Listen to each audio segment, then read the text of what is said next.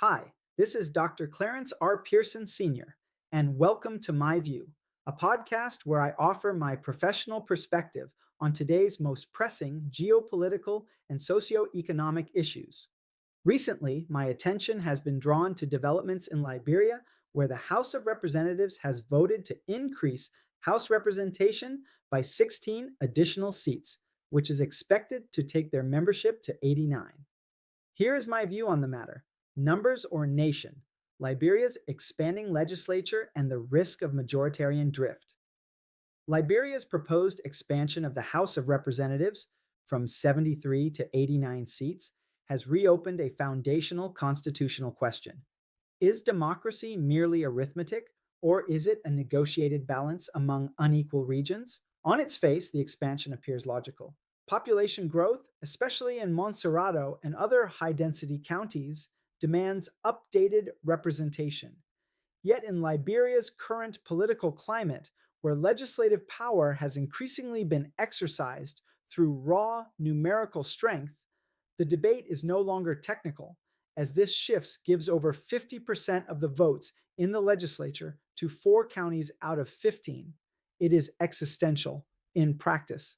The 1986 Constitution of Liberia provides the formal basis for representation. Article 80 mandates that constituencies be apportioned according to population, reflecting the democratic ideal of one person, one vote. But the Constitution does not end with numbers. It embeds safeguards, due process, separation of powers, and judicial review that ensure representation does not become domination. The present controversy is therefore not about whether population should matter. It is about whether population based power is being exercised within constitutional limits or increasingly outside them. The argument for expansion rests on fairness to the individual voter. In densely populated districts, particularly in Monrovia, a single representative may serve far more citizens than a counterpart in a rural constituency. This imbalance creates a form of vote dilution in which some citizens effectively possess less legislative influence than others. From this perspective, increasing the number of seats appears not only reasonable, but necessary to restore equity at the level of the individual voter. Yet, democracy is not sustained by arithmetic alone. When population becomes the sole determinant of legislative power, a small number of counties inevitably dominate the national agenda. In Liberia, Montserrado, Nimba, Bong, and Lofa already command a disproportionate share of representation. Expanding the House without structural safeguards risks consolidating that dominance into a permanent political advantage. What begins as a correction of imbalance can evolve into concentration of power. Liberia's historical experience makes this risk more than theoretical. The country's past conflicts were shaped in part by perceptions of exclusion and marginalization. For many communities outside the traditional centers of power, governance is not merely about representation, it is about belonging. An equity based perspective, therefore, insists that democracy must function not only as a system of numbers, but also as a partnership among regions. Such an approach compels negotiation, fosters inclusion, and reinforces national cohesion. While it may limit the pure expression of majority rule, it strengthens the broader legitimacy upon which democratic stability depends. Recent legislative behavior has sharpened these concerns. The controversy surrounding the removal of legislative leadership and the expulsion of Yeke Koluba has revealed a troubling pattern in which numerical strength is increasingly treated as a substitute for constitutional compliance. Disputes over vote thresholds, allegations of procedural irregularities, and claims of action taken in defiance of judicial intervention have collectively created the impression that numbers are beginning to compete with the Constitution itself. In such an environment, expanding the House does not simply improve representation, it expands the capacity for majoritarian overreach. Political theory offers a useful distinction here. Representation produces authority, but legitimacy sustains it. A legislature that mirrors population but disregards constitutional limits may be technically valid yet politically fragile. Liberia's stability depends not only on who holds power, but on how that power is exercised. When large blocs appear capable of overriding institutions, smaller regions may begin to question whether the system still belongs to them.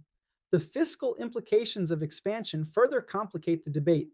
Increasing the number of representatives inevitably increases the cost of governance through salaries, benefits, staffing, and administrative support.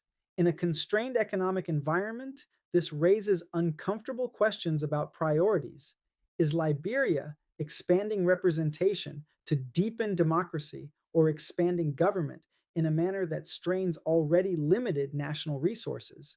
Without corresponding reforms to efficiency and accountability, legislative growth risks becoming institutional inflation. These realities suggest that the current conversation must move beyond the simple question of whether to add seats. What Liberia requires is a broader reconsideration of how representation, equity, and constitutional discipline intersect. Expansion, if it is to occur, must be situated within a framework that preserves balance among regions, strengthens institutional checks, and reinforces adherence to the rule of law. At this critical moment, the role of citizens cannot be overstated. Silence in the face of structural change is not neutrality, it is acquiescence. Civil society organizations, student movements, faith leaders, and ordinary citizens must recognize that this debate is not merely about 16 additional seats. It is about the future architecture of power in Liberia. Public advocacy, civic education, and peaceful engagement are essential to ensure that reforms of this magnitude are subjected to national scrutiny rather than confined to legislative chambers. This is not a contest between urban and rural interests, but a collective decision about the character of the republic. The burden of leadership, however, ultimately rests with the executive. President Joseph Numa Boakai stands at a constitutional crossroads. His role is not simply to endorse legislative output, but to safeguard national balance.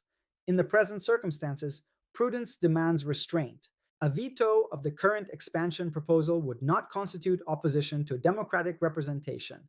Rather, it would signal a commitment to ensuring that reforms of such significance are grounded in consensus and constitutional integrity.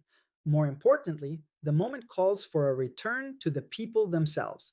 A national referendum would provide the most legitimate pathway for resolving this question. It would allow Liberians to determine whether expansion aligns with their vision of democracy, while opening the door to broader constitutional reforms that address representation, institutional balance, and fiscal sustainability. Such a process would transform a contentious legislative initiative into an opportunity for inclusive nation building. Liberia's challenge is not unique, but it is urgent. A democracy built solely on numbers may function in stable environments with deep institutional trust. In a fragile system, however, legitimacy depends on balance, restraint, and fidelity to the rule of law. If numerical dominance is used to bypass institutions or marginalize regions, representation loses its meaning and becomes a source of division. In the end, the question is not how many seats Liberia's House should have, but what kind of democracy those seats will serve. Stability will not come from a larger legislature alone. It will come from a legislature and a nation that respects the rules as much as it respects the numbers. My View is a continuing series where I share informed commentary on a wide range of geopolitical and socioeconomic topics. If you found today's discussion helpful, please follow, subscribe, like, and share. Thank you for spending this time with me, and I invite you to explore other My View episodes available online. Until we meet again, goodbye.